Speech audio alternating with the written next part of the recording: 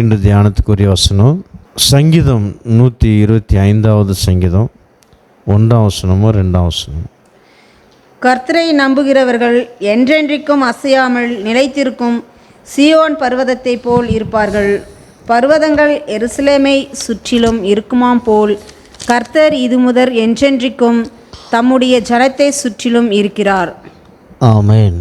இதில் நாம் என்ன வாசிக்கிறோம்னா, கர்த்தரை நம்புகிறவர்கள் என்றைக்கும் அசையாமல் நிலைத்திருக்கும் சீயோன் பர்வத்தை போல் காணப்படுவார்கள். எனக்கு அருமையான தேவனுடைய பிள்ளைகளே, இந்நாட்களில் அநேக தேவனுடைய பிள்ளைகள் அசைந்த நிலவரத்தில் காணப்படுகிறதை நாம் பார்க்கிறோம். அசைந்த நிலவரத்தில் காணப்படுகிறார்கள். எப்படி ஒரு அஸ்திபாரம் அசைதோ, அஸ்திபாரம் அசையும் போது வீடெல்லாம் அசையும். பூமி அதிர்ச்சி சில இடங்களில் நடக்கும்போது சிசிடிவி கேமரா மூலமாக பதிவானதை செய்தி மீடியாக்காரர்கள் அவர்கள் யூடியூப்பில் போடுகிறதை நான் பார்த்துருக்கிறேன். அப்படி கீழேருந்து மேலவர் அப்படியே ஆடும், அஸ்திவாரமே ஆடுது.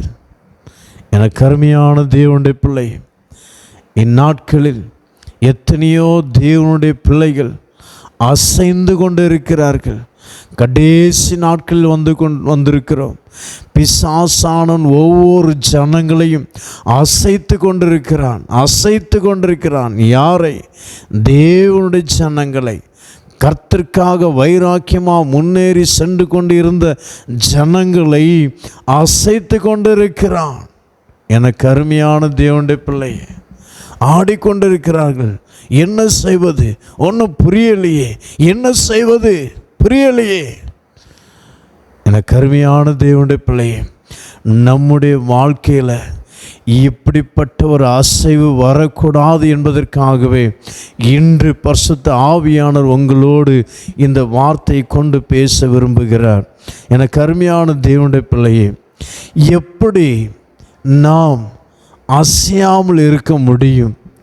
இந்த சங்கீதத்தில் சொல்லப்பட்டிருக்கு, நம்பிக்கையின் மூலமாக.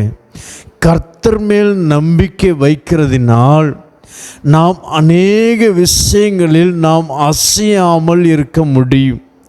எந்தெந்த விஷயத்தில் பரிசுத்தவான்கள் அசையாமல் காணப்பட்டார்கள் என்பதை பற்றி ஒன்றா நான் உங்களிடம் சொல்ல போகிறேன். முதலாவது, இந்த சங்கீத பகுதிகளில் எப்படி நாம் அசையாமல் இருக்க முடியும் என்பதற்கு அது ஒரே ஒரு வார்த்தை சொல்லப்பட்டிருக்கு, நம்பிக்கை. கர்த்தர் மேல் நம்பிக்கையாக இருக்கிறவர்கள் என்றைக்கும் அசையாமல் நிலைத்திருக்கும் சீயோன் பர்வதத்தை போல் காணப்படுவார்களாம். கர்த்தர் மேல் நம்பிக்கையாக இருக்கிற ஒரு மனுஷன் என்றைக்குமே அவர்கள் அசைக்கப்பட மாட்டார்கள்.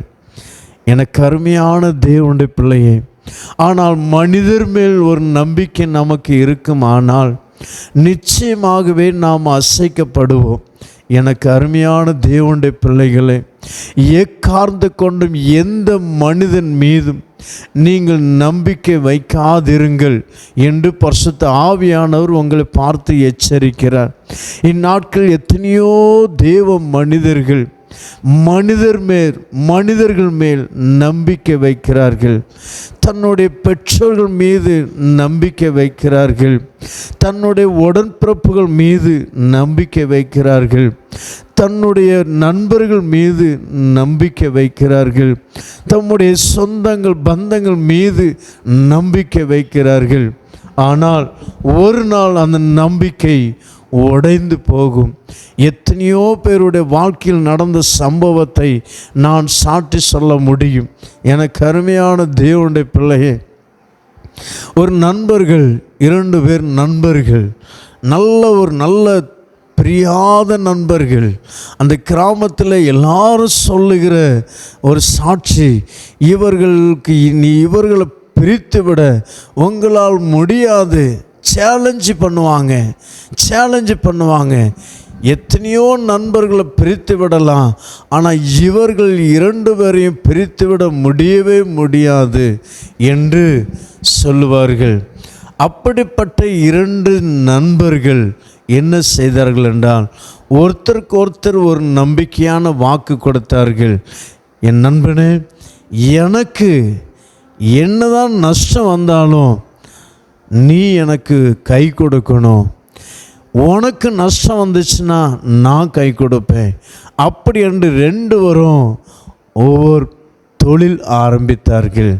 2 பேரும் முதலீடு போட்டார்கள். 2 பேரும் பார்ட்னர் மாதிரி செய்தார்கள். 2 பேரும் ஒவ்வொரு இடங்களில் அவள் செய்கிறாங்க. ஆனால் 2 பேரும் பார்ட்னர்ஷிப். எனக்கு அருமையான தேவனுடைய பிள்ளையே, ஒருத்தன் வைத்திருந்த கடையில் நன்றாக வியாபாரம் நடக்குது. இன்னொருத்தன் வைத்திருந்த கடையில் வியாபாரம் இல்லை.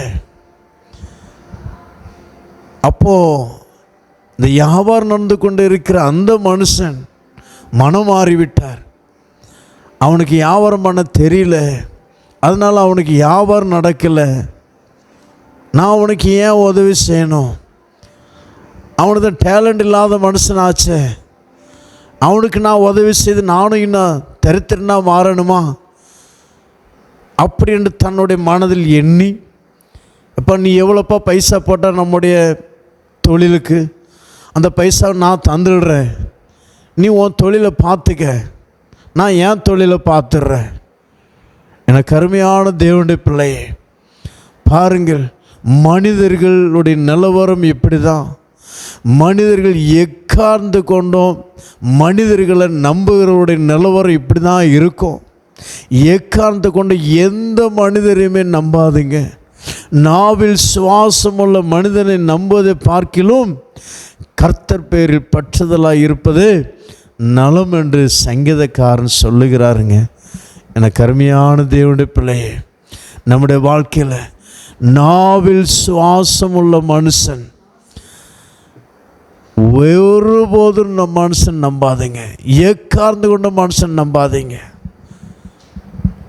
எனக்கு அருமையான தேவனுடைய பிள்ளையே, இன்னொரு விதத்தில் சொல்லப்போனால், நீங்கள் எந்த மனுஷனை நம்புவீங்களோ அந்த மனிதர் உங்களை விட்டு முன்பதாகவே பரலோகத்துக்கு எடுத்துக்கொள்ளப்பட்டு விட்டார்களானால் உங்களுடைய நிலவரம் என்னவா முடியும்? எனக்கு அருமையான தேவனுடைய பிள்ளையே, ஒரு தலைமை போதர் சொல்லுவார், அருமையாக சொல்லுவார், நான் இருக்கும்போது ஓகே, என்னுடைய எதிர்காலத்துக்கு பிறகு யாராவது வருவார்களானால், உங்களை கண்டிப்பாக நடத்துவார்களானால் நீங்கள் என்ன செய்வீர்கள்? நீங்கள் என்ன செய்வீர்கள்? எங்கேயாவது போய் ஊழியத்தை ஆரம்பிங்கள். அவர் சொன்னதை நான் காதார கண்ணார கண்டும் கேட்டும் இருக்கிறேன். எனக்கு அருமையான தேவனுடைய பிள்ளை, எத்தனையோ ஊழியர் மீட்டிங்கில், பாஸ்டர்மார் மீட்டிங்கில் அந்த தலைமை போதகர் சொல்லியிருக்கிறத நான் பார்த்துருக்கிறேன். அது உண்மை. எக்கார்ந்து கொண்டு மனுஷனை நம்பாதீங்க என்று அவர் சொல்லி கொடுத்தது நல்ல ஒரு பாடம். எனக்கு அருமையான தேவனுடைய பிள்ளையே, எக்கார்ந்து கொண்டோம் மனுஷனை நீங்கள் நம்பவே கூடாது. நாம் அசையாமல் இருப்பதற்கு முத படி நம்பிக்கை கர்த்தர் மேல் இருக்க வேண்டும்.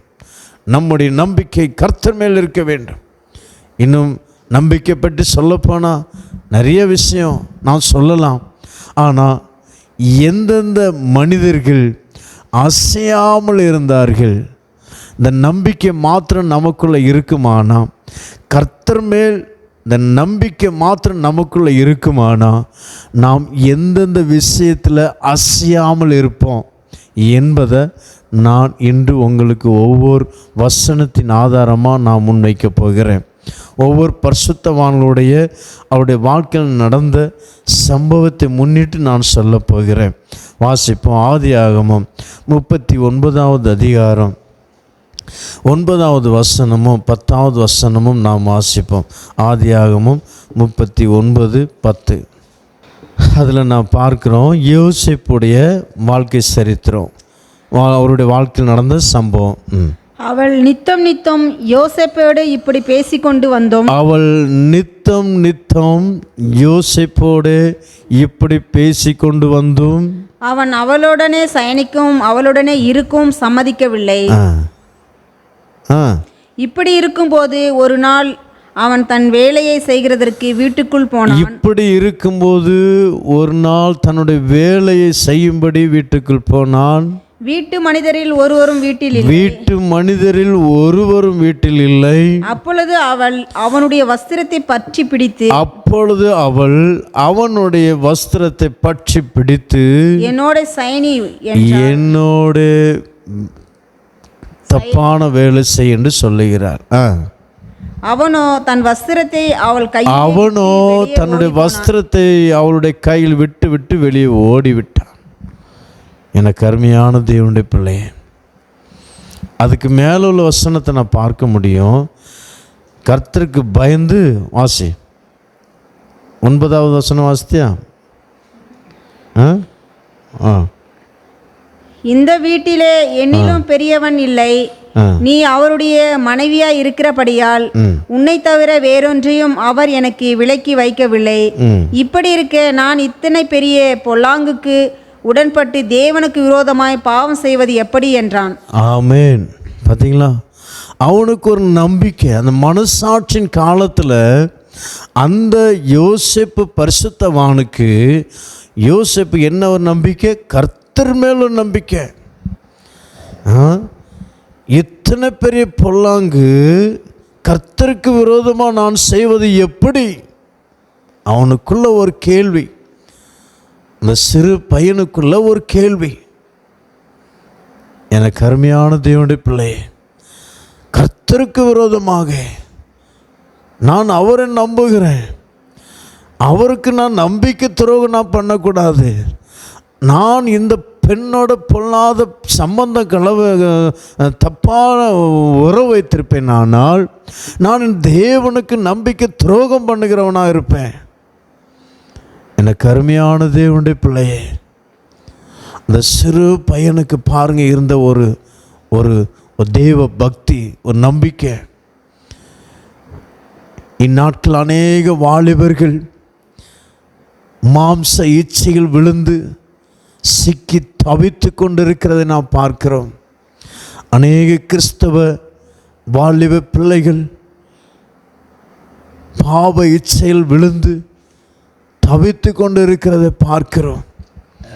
எனக்கு அருமையான தேவனுடைய பிள்ளை, சின்ன சின்ன பிள்ளைங்க, சின்ன பிள்ளை 13 வயசு 14 வயசு பிள்ளைங்கள்லாம் பெந்தைகோஸ்து சபைக்கு போகிற பிள்ளைங்க மோசமான பாவத்துக்கு அடிமைக்குள்ளாகி எவ்வளோ பெற்றோர்கள் பேர் கெட்டு போமோ என்று பயந்து கொண்டு இருக்கிறாங்க. எனக்கு அருமையான தேவனுடைய பிள்ளையே, அப்படிப்பட்ட உலகத்தில் நாம் இருக்கிறோம் இந்நாட்களில். எனக்கு அருமையான தேவனுடைய பிள்ளையே, நாம் மிகவும் கவனமாக காணப்படணும். நம்முடைய பிள்ளைகளை கவனமாக ஜாக்கிரதையாக வளர்க்கணும், தெய்வ பக்தியாக வளர்க்கணும், பரிசுத்தத்தில் வளர்க்கணும். அதற்கு முக்கியமான முதப்படி கர்த்தர் மேலே நம்பிக்கையாக இருக்க பிள்ளைகளுக்கு கற்றுக் கொடுக்கணும். எனக்கு அருமையான தேவனுடைய பிள்ளை, இந்நாட்களில் அந்த நம்பிக்கை இழந்ததுனால தான் அநேகருடைய பரிசுத்த ஜீவியம் குலைந்து போய் கிடக்கிறது. பரிசுத்த ஜீவியம் மோசமான நிலவரத்தில் இருக்கிறது. பரிசுத்த ஜீவியம் அசைக்கப்பட்ட நிலவரத்தில் காணப்படுகிறது. யோசேப்புடைய வாழ்க்கையில் பரிசுத்த ஜீவியம் அசைக்கப்பட முடியலைங்க. யோசேப்புடைய வாழ்க்கையில் எவ்வளோ சோதனைகள் பாருங்க, எவ்வளோ சோதனைகள். எனக்கு அருமையான தேவனுடைய பிள்ளை, நித்தம் அவனோடு போராடுகிறாள். ஒரு நாள் யாருமே இல்லாத தன்னுடைய வஸ்திரத்தை பிடித்து இழுக்கிறாள். விட்டுட்டான், ஓடிட்டான். வஸ்திரம் போனாலும் பரவாயில்ல, என் ஆத்மாவை நான் காத்து கொள்ள வேண்டும் என்று விட்டுட்டு ஓடிவிட்டார். அவருக்கு ஒரு பரிசுத்தத்தின் மேல் ஒரு வைராக்கியம். அது மாத்திரமல்ல, தேவனுக்கு விரோதமா அவர் சொல்கிற வார்த்தை அதுதான். இத்தனை பெரிய பொல்லாங்கு நான் தேவனுக்கு விரோதமாக செய்வது எப்படி? அவர் ராஜாவுக்கு பயப்படலைங்க. மன்னிக்கவும், அந்த போத்தி பார்க்கும் பயப்படலை. தன்னுடைய எஜமானுக்கு யோசேப்பு பயப்படலை. நான் இத்தனை பெரிய பொல்லாப்பு செய்தா என்னுடைய எஜமானுக்கு தெரிஞ்சு போச்சுன்னா என்ன செய்வார் என்ற பயம் அவருக்கு இல்லைங்க. அவருக்கு ஒரே ஒரு பயம், கர்த்தர் கர்த்தர் கர்த்தர் கர்த்தர். கர்த்தருக்கு விரோதமாக எத்தனை பெரிய பொல்லாங்க நான் எப்படி செய்வது? எனக்கு அருமையான தேவனுடைய பிள்ளை, இப்படிப்பட்ட ஒரு நம்பிக்கை, இப்படிப்பட்ட கர்த்தருக்கு பயப்படுகிற ஒரு பயம் நமக்குள்ளே இருக்குமானா நிச்சயமாகவே நம்முடைய பரிசுத்தத்தை யாரும் அசைக்க முடியாது, யாரும் அசைக்க முடியாது. எனக்கு அருமையான தேவனுடைய பிள்ளை, எத்தனையோ பேர் சொல்லுவாங்க, நான் பரிசுத்தமாக ஜீவித்தேன் பாஸ்டர், இந்த ஒரே ஒரு மனுஷன் மூலமாக, அந்த சகோதரி மூலமாக நான் பாவத்தில் விழுந்துட்டேன். எனக்கு அருமையான தேவனுடைய பிள்ளை, அவங்க செய்த டார்ச்சர் மூலமாக நான் விழுந்துட்டேன். ஒரு முறை டிபி ஸ்தாபனத்தில் நடந்த ஒரு சம்பவம், அதை நான் சொல்ல விரும்பலை, இருந்தாலும் சொல்கிறேன். 2 பேர் சகோதரனும் சகோதரி, பிரதரும் சிஸ்டரும் அடிக்கடி பேசிக்கிடுவாங்க. அப்போ மற்ற ஜனங்கள்லாம் என்ன பேச ஆரம்பித்தாங்கன்னா, இவங்க 2 பேரும் லவ் பண்ணுறாங்க அப்படின்ட்டு சென்ட்ரு பாஸ்டருக்கு கம்ப்ளைண்ட் போயிடுச்சு. இப்போ சென்ட்ரு பாஸ்டர் கம்ப்ளைண்ட் போன உடனே சென்ட்ரு பாஸ்டர் கூப்பிட்டு விசாரிக்க ஆரம்பித்தார். என்னப்பா இப்படி கேள்விப்படுறேன்னு, என்ன ஆச்சு? அப்படி ஒன்றும் இல்லை பாஸ்டர். சகோதரியை கூப்பிட்டு அழைத்து கேட்டார், என்னம்மா என்ன ஆச்சு இப்படி கேள்விப்படுறேன்னு? அப்படி ஒன்றும் இல்லை பாஸ்டர். பின்ன அவங்கவுங்க சபைக்கு போனாங்க. மறுபடியும் 2 பேரும் அந்த நேரத்தில் உடனே 2 பேருக்கும் வேறு ஒரு இடத்துல ட்ரான்ஸ்ஃபர் பண்ணி போட்டாங்க. மறுபடியும் ஒரு 2-3 மாதம் கழித்து மறுபடியும் 2 பேரும் ஒரே இடத்துக்கு வராங்க. அப்போ மறுபடியும் அவங்க 2 பேரும் சந்திக்கிறாங்க. இப்போ என்ன பேச்சு நடக்குது தெரியுமா? நம்ம பேர் தான் கெட்டு போச்சே, இனிமேல் என்ன செய்யணும்? நம்ம லவ் பண்ண மேரேஜ் பண்ணிவிடுவோம் வா அப்படின்னு அவன் கூப்பிட, அவளும் ஓகேன்னு சொல்ல, 2 பேரும் வெளியில் வந்து கஷ்டப்படுறதை பார்க்கும்போது இப்போ என்ன சொல்கிறாங்க? ஒருத்தருக்கு ஒருத்தர் மேலே குறை சொல்கிறாங்க. இந்த மனுஷனால தான் பாஸ்டர் நான் வந்தேன், இந்த மனுஷியால் தான் பாஸ்டர் நான் வந்தேன். பாருங்க, பரிசுத்த ஜீவன் எப்படி கெட்டு போகிறது. அந்த இடத்துல கர்த்தருக்கு விரோதமாக நான் எப்படி பாவம் செய்வது என்ற ஒரு எண்ணம் 2 பேருக்கு இருக்குமானா, சென்று பாஸ்டருக்கு பயப்படணும் அவசியம் இல்லை. அவர் சொன்னால் சொல்லிட்டு போயிட்டு போகிறார், விசுவாசியம் சொன்னால் சொல்லிட்டு போயிட்டு போகிறாங்க. 2வது, என் கர்த்தர் என்னை பற்றி என்ன சாட்சி கொடுக்கிறார், அதுதான் வேணும். யாரும் என்ன அசிங்கப்படுத்துகிறாங்களோ படுத்துட்டோம். பாருங்கள், இப்போ யோசேப்புடைய வாழ்க்கையில் எவ்வளோ பெரிய பொய்யான ஒரு அடையாளம். போத்திபாருடைய மனைவியுடைய கையில் பொய்யான ஒரு அடையாளம் வச்சுருக்கிறாங்க, யோசேப்புடைய வஸ்திரத்தை. அந்த அடையாளத்தோடு போத்திபார் தன்னுடைய கணவனாரிடம் சொல்லுகிறார்கள். எப்படி இருக்கும்? யோசேப்பு ஒன்றுமே செய்யலை, பொய்யான அடையாளத்தோடு தன்னுடைய புருஷன் சொல்லும்போது உண்மையாகவே ஏற்றுக்கிட்டார். அந்த வார்த்தை உண்மையாகவே ஏற்றுக்கிட்டார். இப்போ இவன் இன்னும் இங்கே இருக்கக்கூடாது, சிறையில் தான் போடணும். உடனே சிறையில் போடுறார்.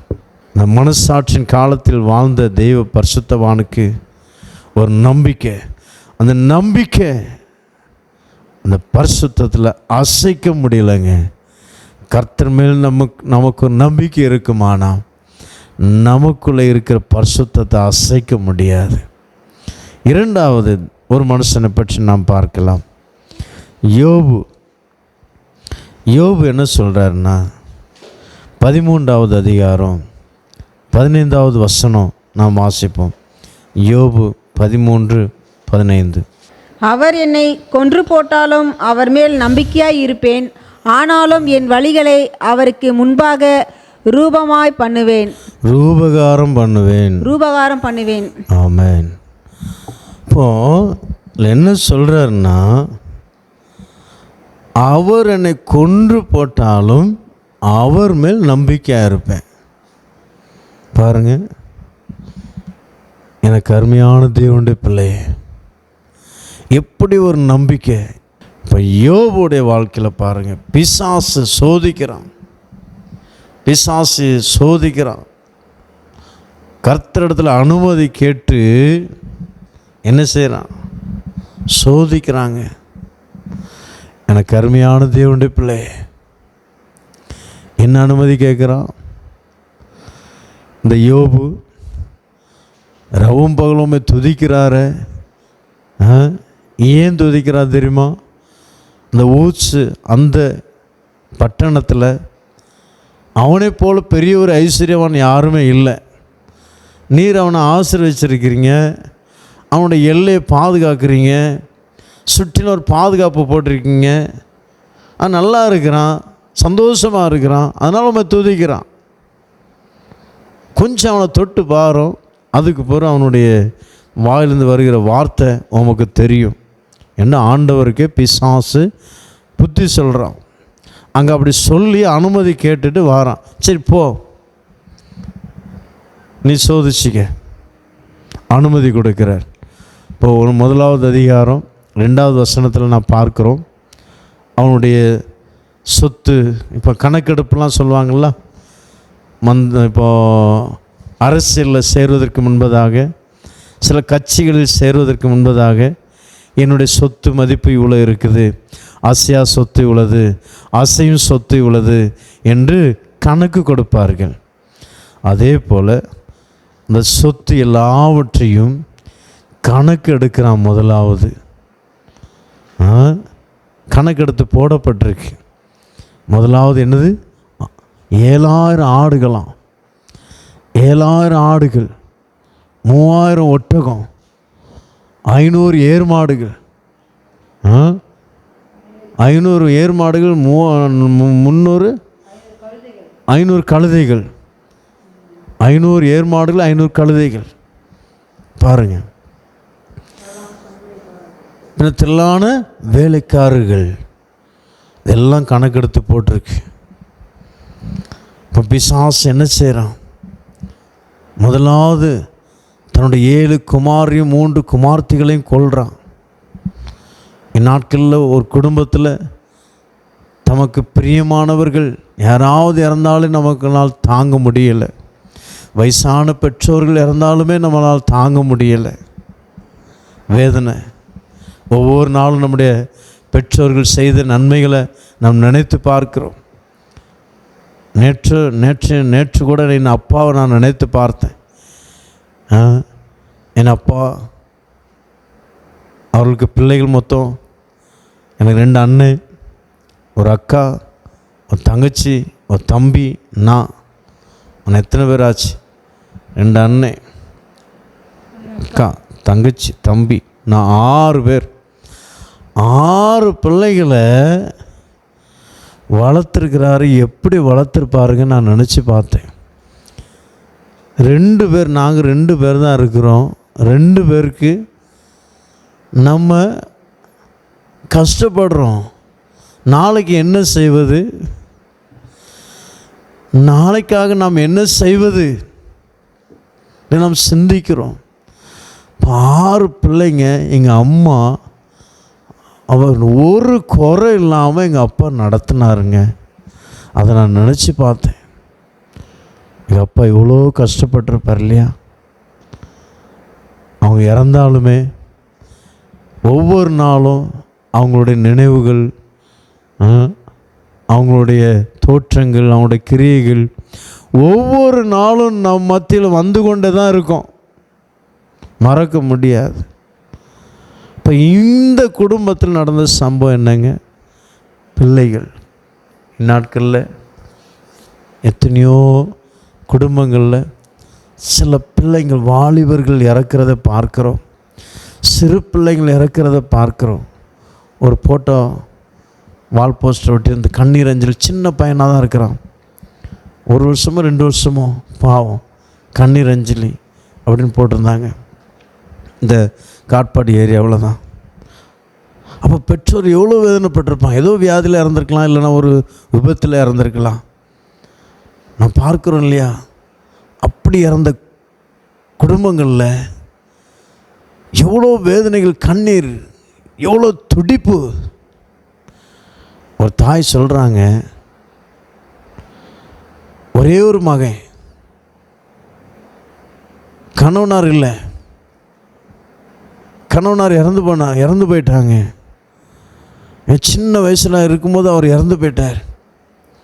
இந்த மகனுக்காக ஒவ்வொரு நாளும் அந்த தாயார் வெளியில் போய் வேலை செய்து பணத்தை சேர்த்து தானும் சாப்பிட்டு மகனுக்கும் கொடுத்து வளர்க்க வச்சு, வாலிபனாக படிக்க வச்சு, ஒரு பைக் கேட்டான் அப்படின்ட்டு கடன் வாங்கி பைக் வாங்கி கொடுத்து, என் பிள்ளை சந்தோஷமாக இருக்கிறத நான் பார்க்கணும்.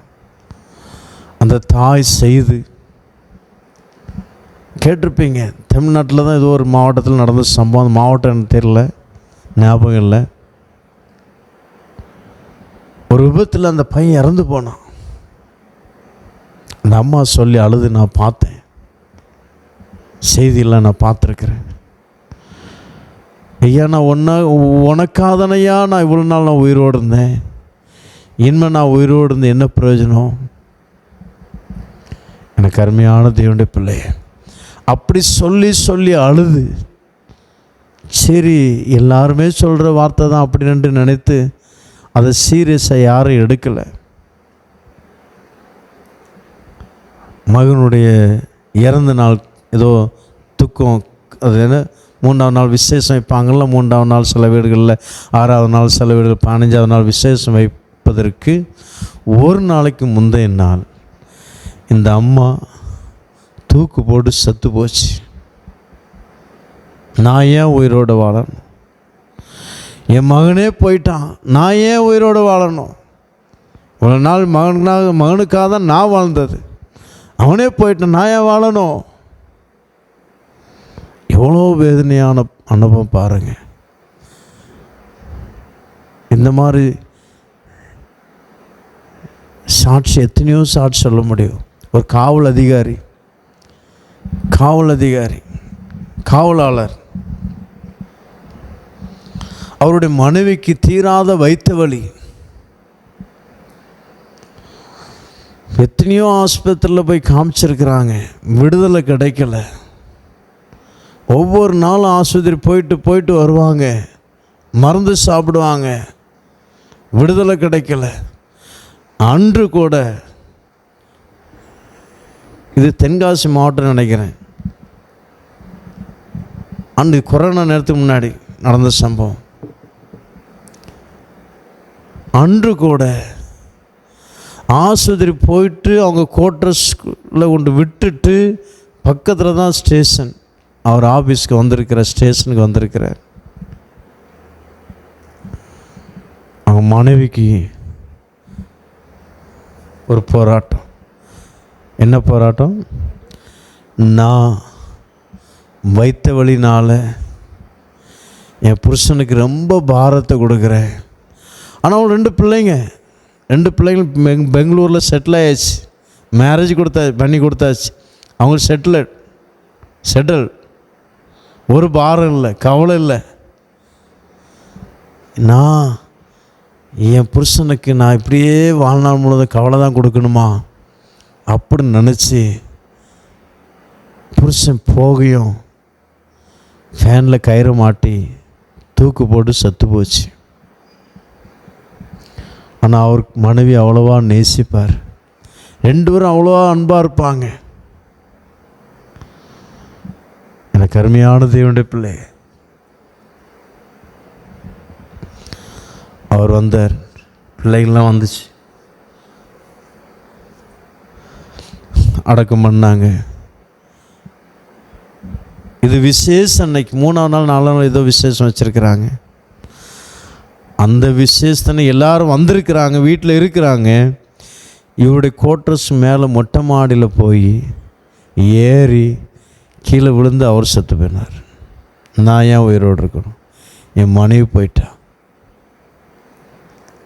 நான் அதெல்லாம் ஏன் சொல்கிறேன் அப்படின்னா, இந்த யோபு பக்தனுக்கு பாருங்கள், 1 இல்லை 2 இல்லைங்க, 10 குழந்தைகள். 10 குழந்தைகளை எவ்வளோ கண்ணும் கருத்துமா கஷ்டப்பட்டு எவ்வளோ இதாக வளர்த்துருப்பார். அது சின்ன பிள்ளைங்கள் இல்லையா, பெரிய பிள்ளைங்க எல்லாம் வாலிபர்கள்.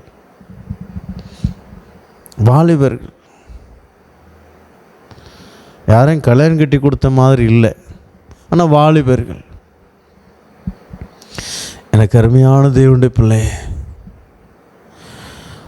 ஒரு பிள்ளை 2 பிள்ளை, ஒரு பிள்ளை செத்தாலும் சகிக்க முடியல. இந்நாட்களில் இருக்கிற மனிதர்களுடைய மனப்பான்மை. ஆனால் யோபுடைய பிள்ளைங்க 10 பிள்ளைங்க செத்து போச்சு. மிருகங்களாக பெற்றது இல்லைங்க, அதை யாரும் கண்டுக்க மாட்டாங்க. இருந்தாலும் ஒரு மிருகம் ஒரு செத்து போனால், எங்கள் வீட்டில் எங்கள் அண்ணன் மாடு வளர்க்குறான். அப்பப்போ சில நேரத்தில் ஆடு மாடெலாம் வளர்க்குறான். ஆடு சில நேரம் வீட்டுக்குள்ளே போய் அரிசி சாப்பிட்றோம். அரிசி சாப்பிட்டு பின்ன தண்ணி குடித்தா என்ன ஆகுன்னா, வயிற்றில் அரிசி ஊதி போய் என்ன செத்தே போகும். ஆனால் அரிசி சாப்பிட்டீங்கன்னா தண்ணி கொடுக்கூட அப்படிமா உடனே கெட்டி போட்டுருவாங்க. அப்படி சில நேரம் தெரியாமல் வீட்டில் போய் அரிசியும் சாப்பிட்டு தண்ணியும் குடிச்சிடும், செத்தும் போகும். ஐயோ, எங்கள் அண்ணனாவது, அண்ணுக்கும் பாரம் இருக்கும், ஆனால் ஒன்றும் சொல்லிக்க மாட்டான், காட்டிக்க மாட்டான். ஆனால் எங்கள் அண்ணி, ஐயோ போச்சே ஒரு ஆடு போனதுக்கு எப்படிங்க. யோபுடைய வாழ்க்கையில் நம்ம சகிக்க முடியாதான். நான் சொல்கிறேன் என்னென்னா, அதே இது எனக்கு இருந்தாலும் கூட ஆடு மாடு தேவனத்திலான கொடுத்துருந்தாலும் கூட பாருங்கள், ஒரு விசுவாசி ஒரு சபைக்கு வந்துட்டு இருந்த விசுவாசி திடீர்னு வரலன்னா அந்த போதகர் எவ்வளோ கஷ்டப்படுறாங்க. சகிக்க முடியாது. இப்போ யோபுடைய வாழ்க்கை அதை நினச்சி அதை நீங்கள் உட்கார்ந்து நீங்கள் அதை கற்பனை பண்ணி பார்ப்பீங்கன்னா உங்களால் அழாமல் கண்ணீர் விடாமல் இருக்க முடியாதுங்க. அவ்வளோ ஒரு வேதனை. நம்ம அப்படியே படிச்சுட்டு வந்துடுவோம், இப்படி செத்து போனால் இல்லை கொண்டான் அப்படின்னு படிச்சுட்டு வந்துடுவோம். ஆனால் நீங்கள் தியானித்து கற்பனை பண்ணி நீங்கள் அதை அப்படியே நீங்கள் இமேஜின் பண்ணி படித்து பாருங்கள். இப்படி கண்ணில் இருந்து கண்ணீர் வரங்க. எல்லாம் போயிடுச்சிங்க. இப்போ பிள்ளைகளும் போயிட்டாங்க, 10 பிள்ளைங்க போயிட்டாங்க. எவ்வளோ வேதனை.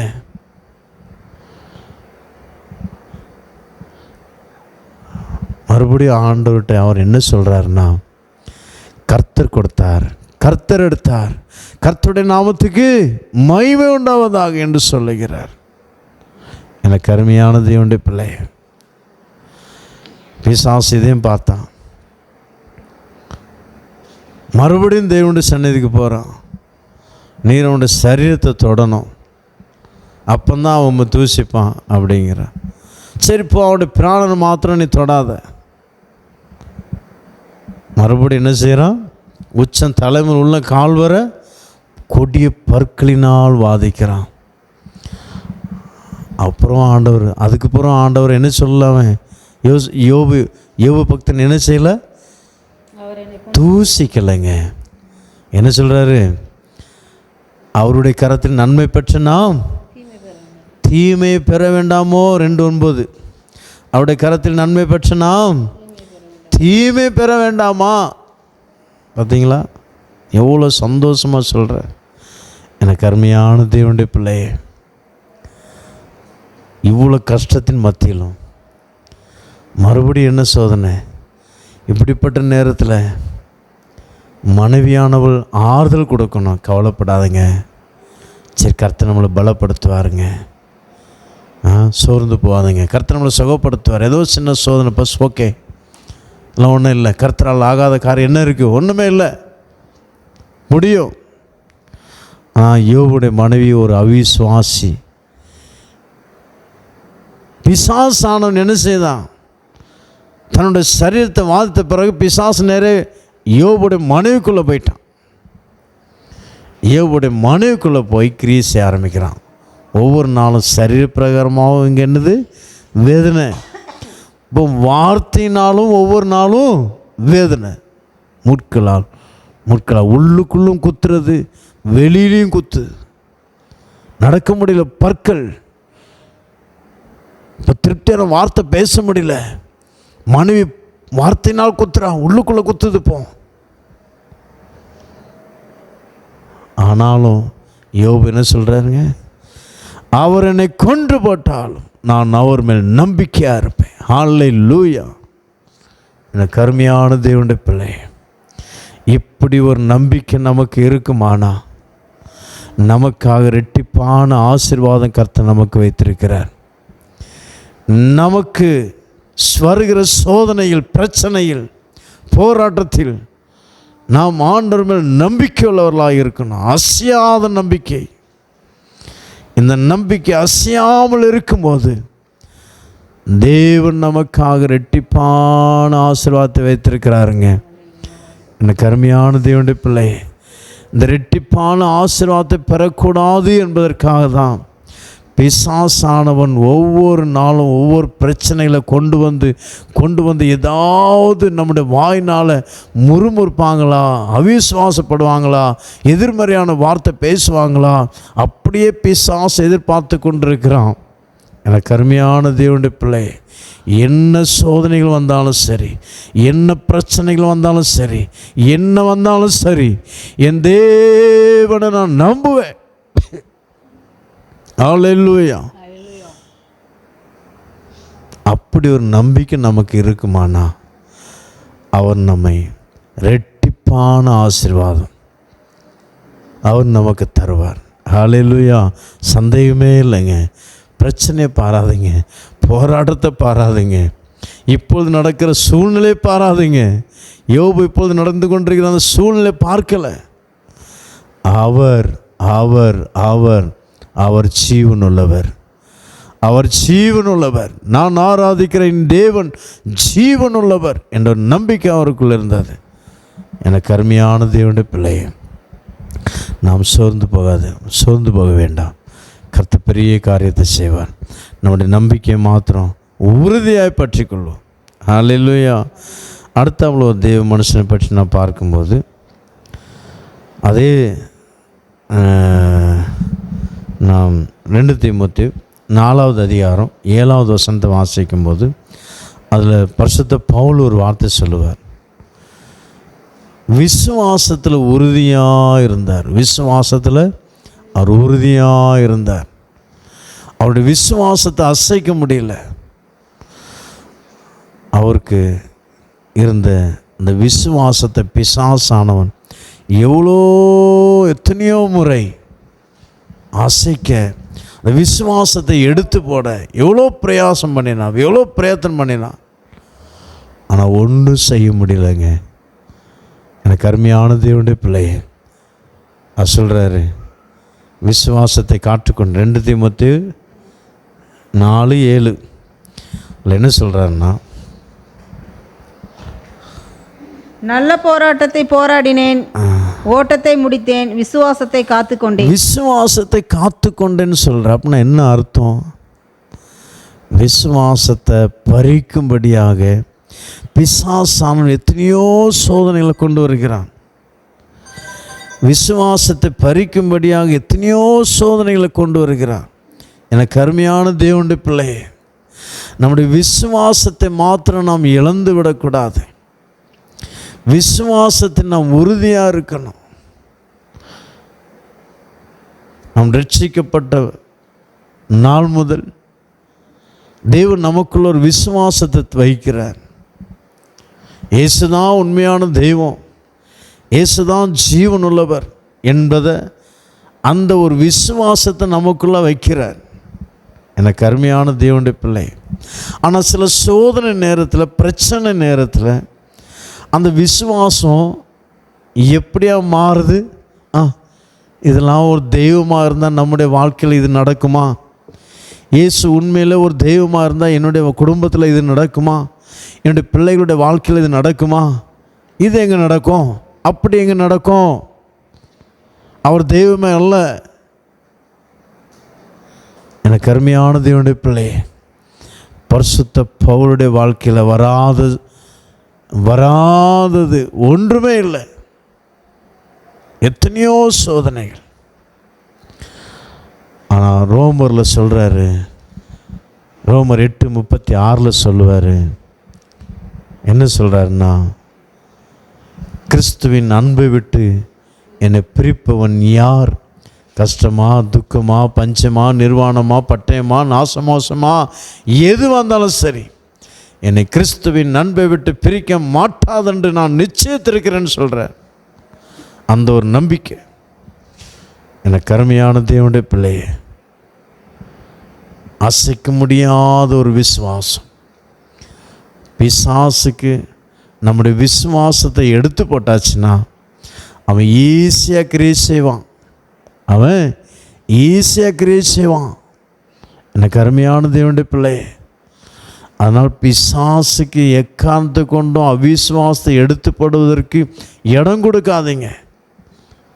கர்த்தர் செய்வார் செய்வார் செய்வார் செய்வார். அவர் தந்துட்டார். ஒவ்வொரு நாளும் 100 முறை சொல்லி பாருங்க. ஷாபா ராத்தி ராபா ரக்கர். நீங்கள் எந்த விஷயத்துக்காக ஜெபிக்கிறீங்களோ அதை கர்த்தர் கொடுத்து விட்டார். கர்த்தருக்கு சோத்திரம் என்று சொல்லி பாருங்க. பிசாசு சொல்லுவான், என்ன சொல்லுவான்னா, உன்னுடைய ஜெபம்லாம் கேட்கப்படாது. அதெல்லாம் எங்கே கொடுக்க போகிறாரு? அதெல்லாம் உனக்கு எங்கே கிடைக்கும்? இதெல்லாம் உனக்கு கிடைக்கும், உனக்கெல்லாம் தகுதியாக இதெல்லாம் பிசாசு சொல்லுவான். எனக்கு அருமையான தேவனுடைய பிள்ளை, சில நேரங்களில் பிசாசு உங்கள் மனைவி மூலமாக பேசுவான், சில நேரம் உங்கள் புருஷன் மூலமாக பேசுவான், சில நேரம் உங்கள் பிள்ளைகள் மூலமாக பேசுவான், சில நேரம் உங்கள் அம்மா அப்பா உங்கள் உடன்பிறப்பு மூலமாக பேசுவாங்க. யாரை கொண்டு பிசாசு பேசினாலும் நம்முடைய வாயிலிருந்து வர வேண்டிய வார்த்தை, என் இயேசு எனக்கு தருவார், என் இயேசு எனக்கு தந்துட்டாருங்க. ஷாபா ராத்தி ராபா ராக்கார். நீங்கள் அப்படி சொல்லி பாருங்க, ரெட்டிப்பான ஆசீர்வாதம் உடனே நீங்கள் பெற்றுக்கொள்வீங்க. எவ்வளோ வேணும் சந்தேகம் இல்லை. எனக்கு அருமையான தேவனுடைய பிள்ளை, என்ற விசுவாசம் நமக்குள்ளே இருக்கும்போது தான் கர்த்தர் கிரியை செய்ய முடியும். மார்க் 9வது அதிகாரத்தில் ஒரு மனுஷனை ஒரு தகப்பன் கூட்டி கொண்டு வருகிறார். அடிக்கடி தீயிலும் தண்ணீரிலும் இவனை தள்ளி விடுது. ஒரு பொல்லாத ஆவி இவனை தள்ளி கொலை செய்ய பார்க்குது. ஏதாவது செய்யுங்கய்யா அப்படின்னு இயேசுக்கிட்ட கொண்டு வராங்க. அப்போ அவருடைய அவிசுவாசம் உள்ளுக்குள்ளே என்ன இருக்குது? ஒரு அவிசுவாசம். இயேசு அதை பார்த்து விட்டார். அந்த வசந்த வாசி, ஏதாவது செய்யுங்க, அப்படி ஏதாவது செய்யக்கூடுமானால் செய்யுங்க அப்படிம்பார். இயேசு அவனை நோக்கி, அதுக்கு மேல உள்ள வசனம், இவனை கொல்லும்படிக்கு அது அநேக நேரம் தீயிலும் தண்ணீரிலும் தள்ளிற்று. நீர் ஏதாகிலும் செய்யக்கூடுமானால் எங்கள் மேல் மனதிறங்கி என்ன சொல்றாரு பாத்தீங்களா? வேண்டும் என்றான். ஏதாவது செய்யக்கூடுமானால், ஒரு சாதாரண ஒரு மனுஷன் தேவனிடத்தில் வந்து எப்படி வேண்டுகொள்ற, எப்படி கேட்கிறார் பார்த்தீங்களா? நீர் ஏதாவது செய்யக்கூடுமானால்.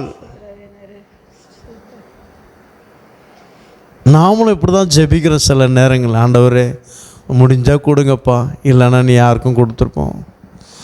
உங்களுக்கு முடிஞ்சால் எனக்கு இந்த ஆசீர்வாதத்தை தாரோம், இல்லைன்னா அந்த ஆசீர்வாதம் வேறு யாருக்கா கொடுக்குன்னா கொடுத்துட்டு போவோம். அப்படி சிலர் ஜெபிக்கிறவங்களும் இருக்கிறாங்க. இவனுடைய அவிசுவாசம் இன்னும் பர்தலோமேயு ஒரு குருடன், பர்தலோமேயு குருடனை பற்றி நான் பார்க்க முடியும். அந்த குருடனுக்கு இருக்கிற விசுவாசம் என்ன விசுவாசம் தெரியுமாங்க? பயங்கரமான ஒரு விசுவாசம். இயேசு அந்த வழியாக போகிறார் என்று கேட்டதும் எல்லாரும் நடந்து போகிற சத்தத்தை காதால் கேட்குறார். ஆமாம், உண்மையிலே இயேசு போகிறார். உடனே அவருக்குள்ள ஒரு விசுவாசம், தாவீதின் குமாரனே எனக்கு இறங்கும், தாவீதின் குமாரனே எனக்கு இறங்கும், முதலாவது எனக்கு இறங்கும். எல்லாரும் தட்டுறாங்க, எல்லாரும் அதட்டுறாங்க. வாய் பேசாதப்பா, டிஸ்டர்ப் பண்ணாத, வாய் பேச, வாய் மூடு. இன்னொருத்த சத்தமாக கூப்பிடுறார், ஆண்டவரே எனக்கு இறங்கும். அதுதான் விசுவாசம். யார் என்ன தடை பண்ணாலும் சரி விடக்கூடாது. அவரை நோக்கி முறையிடுறதை விடாமல் முறையிட்டு கொண்டே இருக்கணும், உறுதியாக முறையிட்டு கொண்டு இருக்கணும். இந்த மனுஷனுடைய தகப்பன் என்ன சொல்கிறாருங்க? ஏதாவது செய்யக்கூடுமானால் செய்யும். தேவனிடத்தில் இப்படி சொல்லலாமா? இப்போ தேவன் உடனே என்ன சொல்கிறாருன்னா, உன் அவிசுவாசம் ஃபஸ்ட்டு நீங்கட்டும், உன் அவிசுவாசம் ஃபஸ்ட்டு நீங்கட்டும். நீ யார்கிட்ட வந்திருக்கிற அப்போ தெரியுமா? நீ யார்கிட்ட வந்திருக்கிற? ஜீவனுள்ள தேவனிடத்தில் வந்திருக்காப்பா. நீ ஆராதிக்கிற தேவன் யார் தெரியுமாங்க? ஜீவனுள்ளவருங்க. உங்களுக்கு ஏன் அப்படி சந்தேகம் வருது? ஆண்டவர் உங்களை பார்த்து கேட்க சொல்கிறார். இப்போ அந்த தகப்பனை போல தான் நாம் இருக்கிறோம். நாம் யார்? நாம் ஆராதிக்கிறவர் எப்படிப்பட்டவருங்க? அவர் ஜீவன் உள்ளவருங்க, சர்வ வல்லம் உள்ளவருங்க. அவர் நினைத்து தடைப்படாதுங்க. அவர் செய்கிறத நீ தடுப்பவன் யாருங்க? சொல்லப்பட்டிருக்கு. அவர் செய்கிற ஒரு வேலை செய்தார்னா, ஆண்டவர் நீ என்ன செய்கிறீர்? அவர் கையை தட்டி என்ன செய்கிறன்னு கேட்பவன் யார்? தானியேலில் நான் வாசிக்கிறேன். ஒருத்தரும் தடை பண்ண முடியும். அவ்வளோ பெரிய தேவன்கிட்ட நாம் வந்திருக்கிறோம். அந்த பையனுடைய தகப்பனை அறியலை, அந்த அறிவு அவருக்கு இல்லை, அந்த விசுவாசம் அவருக்கு இல்லை, யாருன்னு தெரியல. ஏதோ ஒரு மனுஷன் ஏதோ சுகமாக்குறான்னு சொல்கிறாங்க, சரி போய் பார்ப்போம், சுகமாகதான்னு பார்ப்போம். அந்த ஒரு அவிசுவாசத்தோடு வந்துருக்கு. ஏதாவது செய்ய முடியுமா ஐயா? உம்மால் ஏதாவது செய்ய கூடுமானால் செய்யும், ஏதாவது. உடனே தேவன் அவருடைய அவிசுவாசத்தை பார்த்து கொண்டார். ஒன்று அந்த வசனம், அடுத்த வசனம் வாசி. அப்பொழுது இயேசு அவனை நோக்கி நீ விசுவாசிக்க கூடுமானால் ஆகும். விசுவாசிக்கிறவனுக்கு எல்லாம் கூடும் என்று என்ன சொல்ற பார்த்தீங்களா?